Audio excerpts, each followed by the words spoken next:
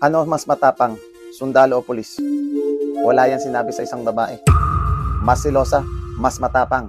Sa sobrang tapang, pwedeng isabak dun sa gera na walang armas na dala. Tingnan nyo to. Pag ang lalaki nakabangga, kapwa lalaki. Kahit tatapang, akala mo Andres Bonifacio handang makipagdigmaan. Pero pag ang lalaki kinastigo ng babaeng silosa, ang buntot umaatras, kinakabahan. Napapaus ka, kakapaliwanag mo kung ano-ano sasabihin mo, pero hindi ka pakikinggan. Kung sumagot ka, magbabago ng anyo ang mga yan.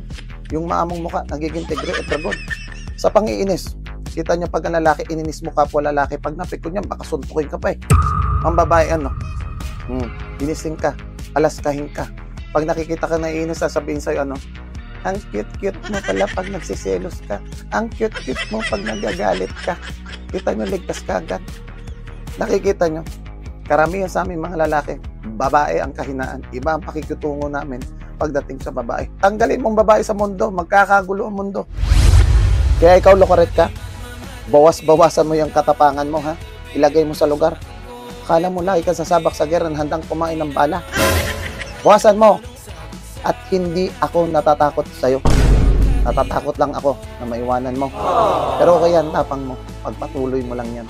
Dahil alam ko, sa sobrang katapangan mo, kahit anong mangyari, kaya mo ko ipaglaban. Bakit ba kinikilig na